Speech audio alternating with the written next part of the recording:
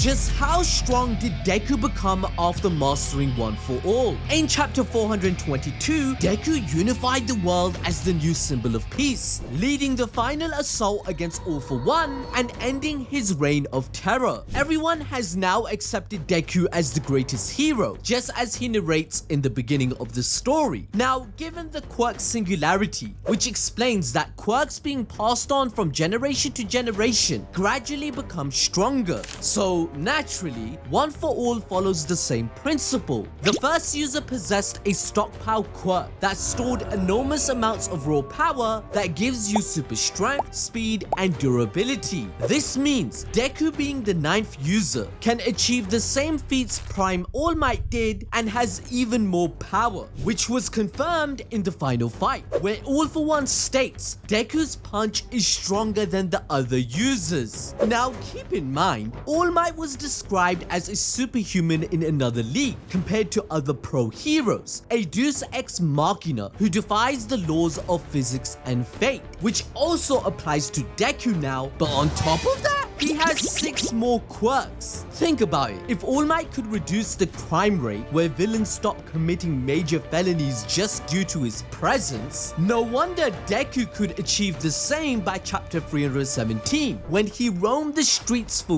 weeks with no sleep, yet still no diff powerful villains like Muscular. After all, they both possess an insane work rate. All Might did something similar, showing superhuman stamina, where he worked 72 hours straight and still had the energy to go to Osaka for an emergency. The crazy thing is, he used super herring in another city to learn of another crime 300 kilometers away, which highlights how many extra abilities he has that you may have not considered. For instance, before we dive into strength, let's admit that Deku is a gifted genius. He already has notes and knowledge on quirks that no one bothered to learn, as this was a habit he picked up on as it was his dream to become a hero. This developed to a point where even against Lady Nagan in chapter 313, someone that All for One sent as an assassin capable of killing a One for All user, she was outsmarted. Deku predicted and analyzed her movement patterns, where he then tracked her location based only on the trajectory of her sniper bullets. Furthermore, juggling 6 quirks at the same time is impossible for a regular human. As we are told in chapter 313, Deku has to multitask to activate each quirk, something which is considered impossible in the real world. However, Deku is actively performing multiple mental processes at once. Therefore, in chapter 315,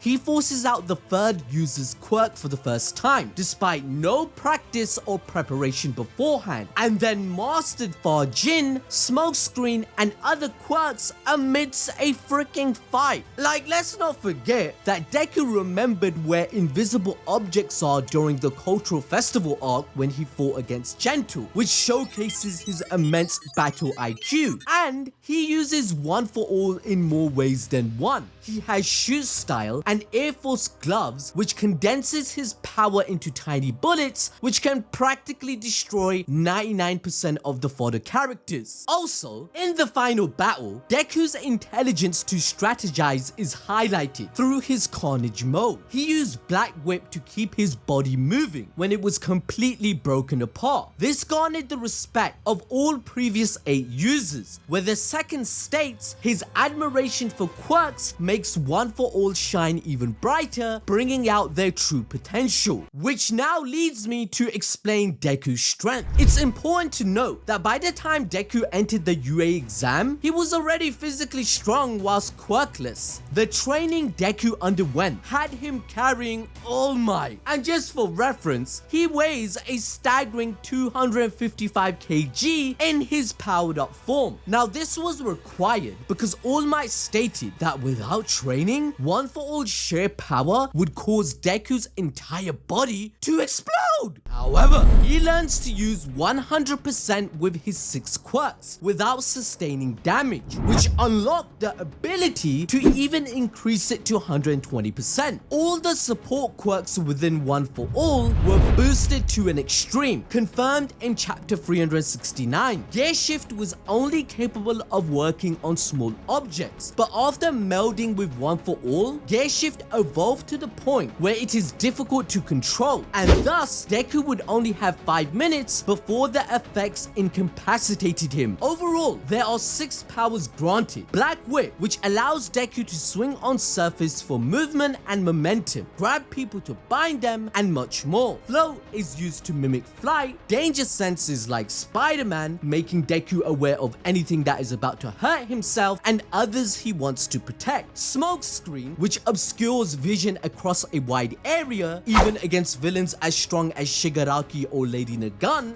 Jin, which stores up kinetic energy, granting Deku even more raw power on par with One For All, but can be combined with it, which is why even at 45% mastered, he was still able to reach 100% power. And then there's the best for last, Gear Shift. It literally breaks the laws of physics, as it could infinitely speed up an object as long as it's constantly touched. Like, did you know Deku surpassed Prime All Might using it, and his raw powers surpassed him? And injured All Might threw 300 full-powered punches against the USJ Nomu. However, he claims that he would have been able to defeat it in 5 punches during his prime, which means All Might right now is 60 times weaker. But Deku, in the span of 2 years harnessing One For All, was able to reach 120%, and in chapter 369, he threw 5 punches in an instant, which means he could destroy that Nomu in one strike, despite it having a specific quirk of absorption and shock resistance against One For All.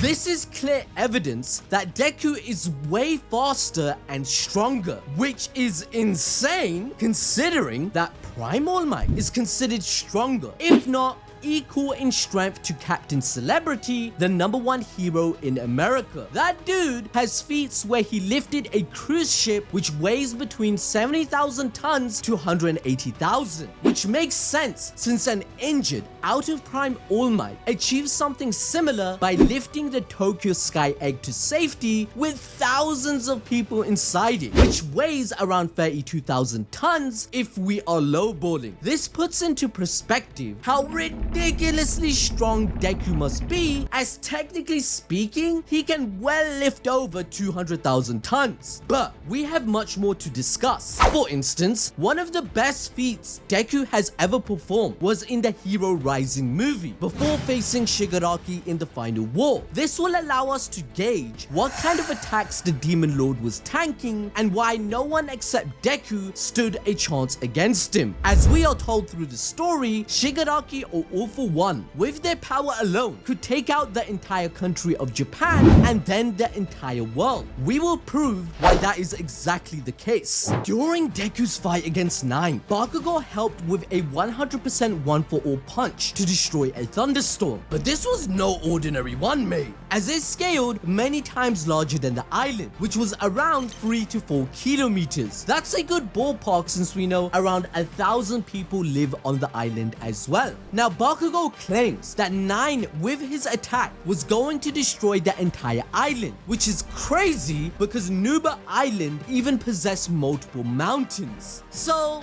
look at this cloud, please. That shit is 100 times bigger than the island and has multiple tornadoes. Yet all it took was Deku and Bakugo to use 2 100% One For All attacks to destroy the entire thing. Ladies and gentlemen, with my degree in anime bullshit science, to achieve a feat like this, they must have generated energy equal to 110 to 130 gigatons of TNT. So when we consider the strongest punch Deku has ever thrown, which is the quintuple 120% against Shigaraki, we can do the math of how powerful it must have been. That would be 144 gigatons of TNT occurring consecutively 5 times over. And that's on the low end, considering what I'm about to explain later on in the video. Overall, this feat proves that Deku is capable of destroying an entire country, just like Shigaraki claimed he could. And just to prove once again that they are generating huge amounts of power,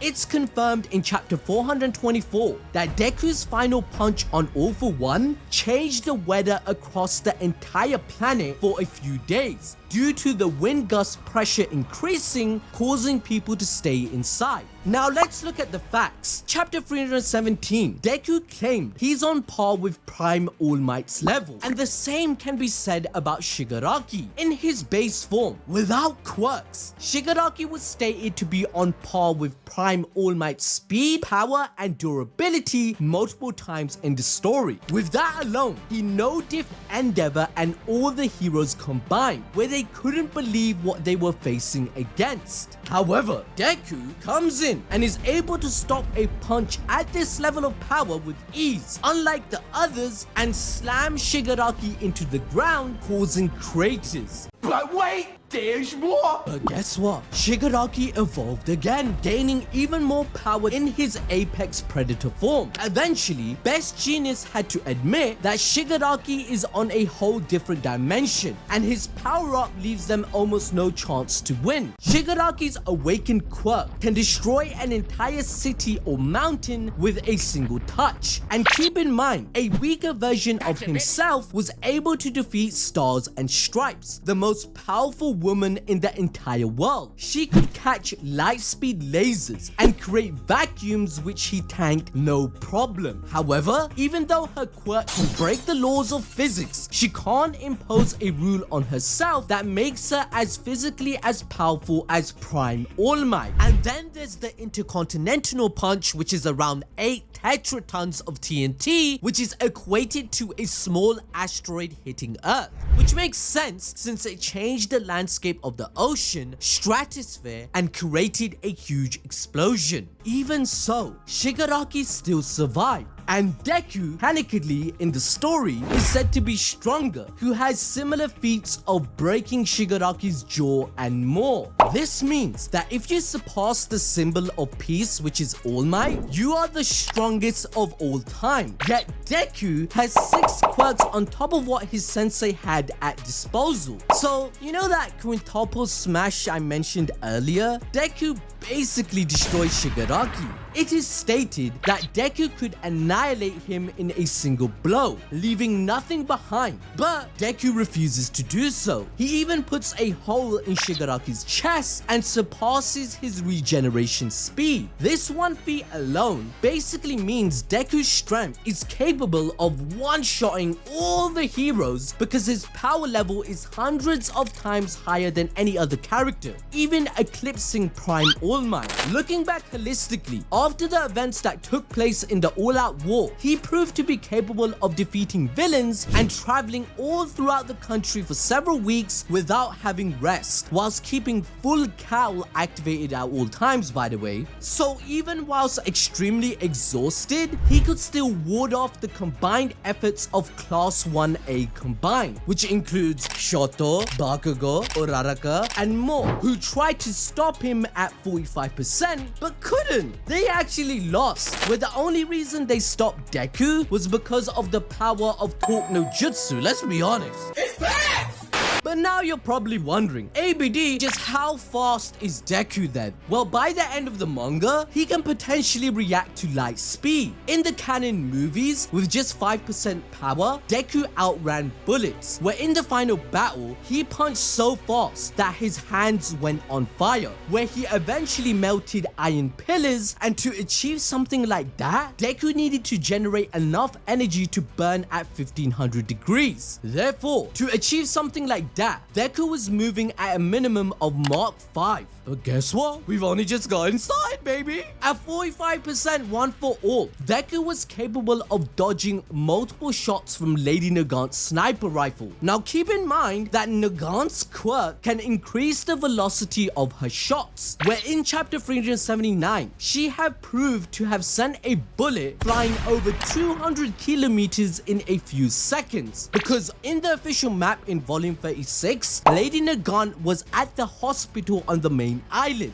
whilst Deku was fighting Shigaraki in a completely different location 200 kilometers away. So that makes it around 200 to 588 Mach speed, as Shigaraki's whole arm was torn right off, showcasing the insane power it produces due to the bullet's acceleration. And yet, Deku was able to use Black Whip to rotate around buildings to dodge her attacks, and even kick the bullet mid-air and save Overhaul from dying. So 200 Mach and above is easy for Deku, which isn't even accounting for the other crazy feats, like when the dude literally phased into lightning against 9, which is 270,000 miles per hour. When we also equate Fork's 100%, it's not even a competition, as Deku was able to completely blitz Lady Nagant, which places Deku way above supersonic level with massively hypersonic reaction times and combat speed. Now you might be thinking, oh, hold on, my man's waffling here, he's yapping. Well, I got more proof. Even an injured All Might has hypersonic speeds that make sense of this. For example, in the Vigilante manga chapter 92 and 93, All Might moved 200 kilometers in 3 seconds, which is 195 Mach, and he also has another feat of All Might going from Might Tower to the Tokyo Sky Egg within a second, which was around 9 kilometers to save a falling building. Wait, you're gonna mention it, aren't you? Didn't All For One mention that it took All Might 30 seconds to travel 5 kilometers, which puts him at 600 miles per hour? Well, the thing is, that's when he already gave 1 for All away to Deku, and the embers were on their last legs, which is why he tells All Might that he's losing it. Plus, this isn't accounting for the Nomu All Might dealt with before getting there. All of this explanation brings me to Deku's light speed feats. Let's start with his reactions, where he dodges 9's lasers during Hero Rising movie, and later even Oyama's quirk. These lasers are in fact confirmed to have the properties of light, and proven by both Hero 13, who can absorb light, and even Invisible Girl, who can grab and warp light. We see both of them interact with Oyama, relaying the fact that this quirk output is actually light itself. That doesn't make sense. Hey, I get it. Lasers being light speed in My Hero is very inconsistent, especially given the fact Mina, of all people, also dodged Oyama's attack, and Shigaraki catches Stars and Stripes lasers, yet fails to dodge Nagant's bullets? That don't make no sense. But look here, man. Considering Shigaraki used a radio wave plasma cannon in chapter 330, which is part of the light spectrum, even Stars reacted to that, and he used it again to reach Deku and Bakugo, which means these characters are scaling way higher than we think. All this isn't accounting for Gear Shift, where Deku was able to blitz Shigaraki to the point where he couldn't even process what happened and could not see him. His movements became imperceptible. But to understand how fast Deku can go with Gear Shift, we have to break down what the quirk is doing. It has the ability to add instant velocity to anything he touches, including himself on a cellular level, all whilst ignoring the laws of inertia. This means that Deku can go from 0 to 100 real quick and back to 0 with no external forces. To make things even more broken, any and all external forces cannot hinder his speed. This means whilst Deku is using Gear Shift, factors like air resistance, gravity, and other forms of drag have zero meaning. Deku is literally warping warping the laws of reality. And this is how he can reach light speed and beyond. Now, of course, to prevent Deku from becoming the Flash and affecting the freaking timeline, there is a clause to this quirk where he can only use it for a short time and will inflict an extreme exhaustion on his body. However, if Deku ignores any after effects and doesn't care what happens to him, technically speaking, even for a few seconds, he can go light speed with the combination of maximum overdrive and far Jin. But what about Deku's defense? Well, bullets, lasers, and broken bones don't stop the dude from moving forward to victory. And if you made it this far, it's self-explanatory. He tanked attacks that can destroy a small country, as he did so the entire battle against Shigaraki, who also achieved the same feats in the story. Although Deku's defense may be lower than him due to lacking regeneration. Now, to enjoy more peak fiction, find out about Rimuru's 11 evolutions, as we included the novels that most of you probably didn't even know about. He is the actual strongest anime character ever,